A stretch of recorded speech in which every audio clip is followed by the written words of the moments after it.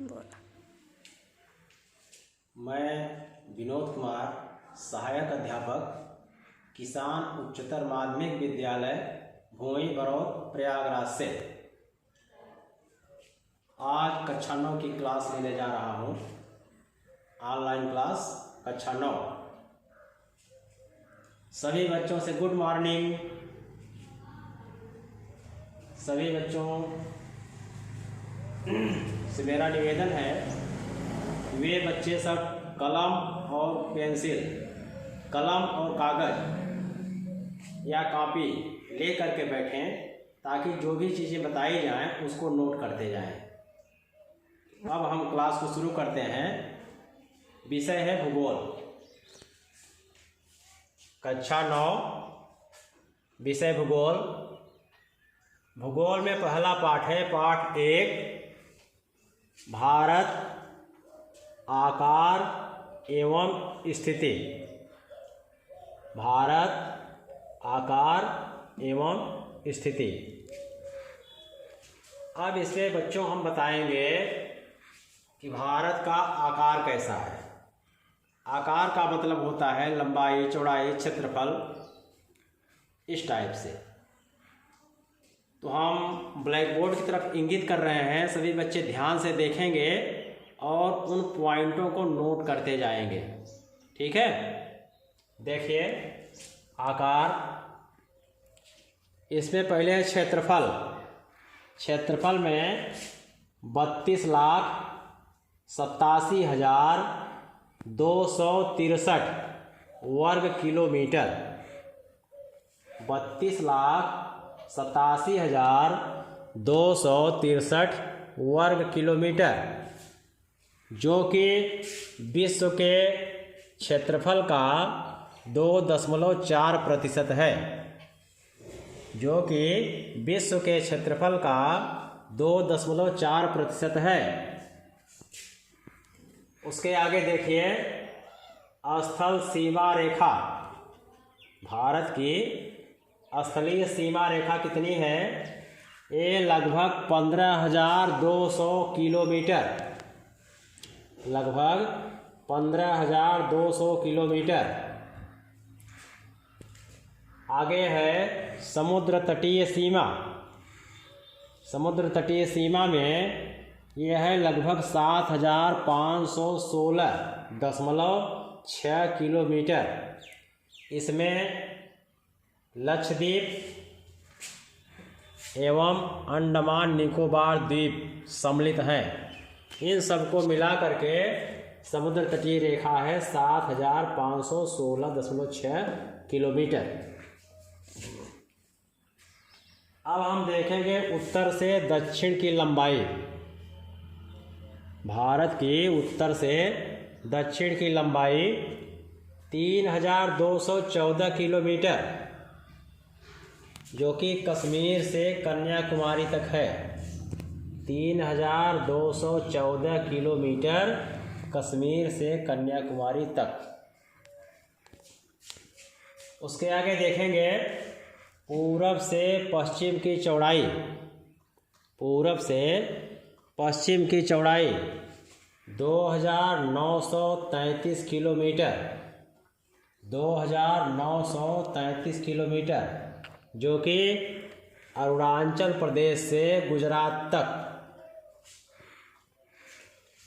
भारत का मानक समय। हमारे देश का मानक समय कहाँ से लिया गया है?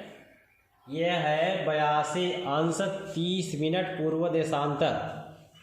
भारत का मानक समय 82°30' पूर्व देशांतर से लिया गया है। अगला पॉइंट है भारत की स्थिति। भारत की भौगोलिक स्थिति। भारत की भौगोलिक स्थिति क्या है, इसको सभी बच्चे ध्यान से देखेंगे।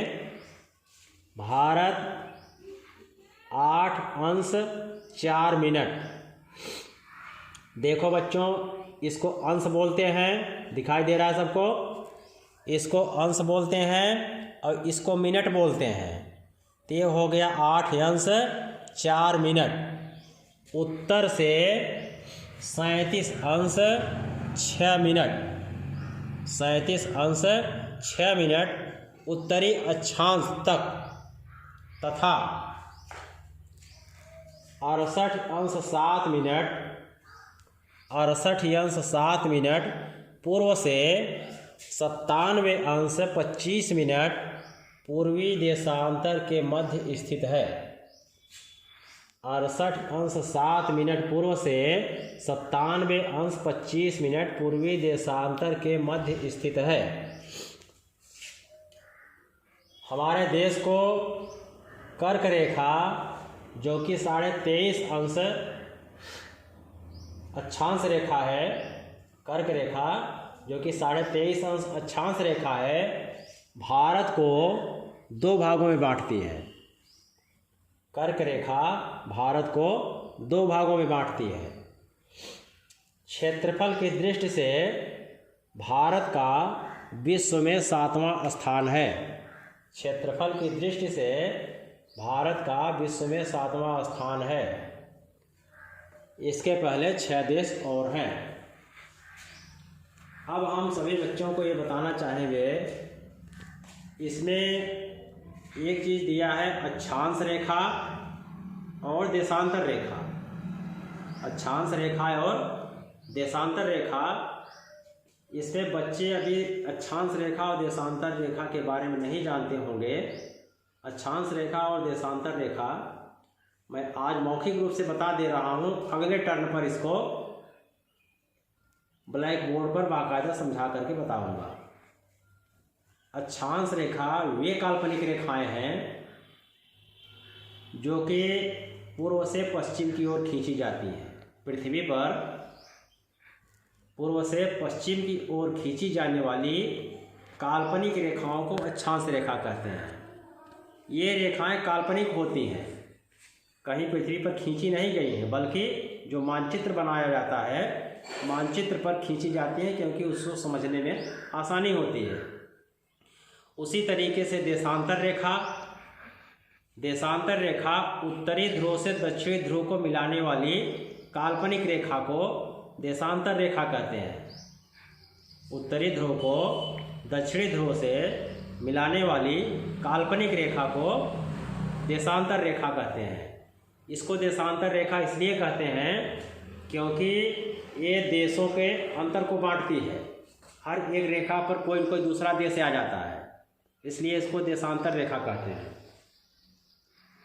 ठीक है, तो अक्षांश रेखा कुल 180 अंश की होती है और देशांतर रेखा कुल 360 अंश की होती है। तो बच्चों इसको सबने देख लिया है, अच्छे से इसको याद कर लेना। इसकी हम फोटोज़ भी भेज दे रहे हैं और होमवर्क के लिए इसमें जो भी चीज़ें ब्लैक बोर्ड में लिखी गई हैं अगले टर्न पर सभी बच्चे याद करके आएंगे। आज की क्लास इसी पर समाप्त करता हूँ। धन्यवाद।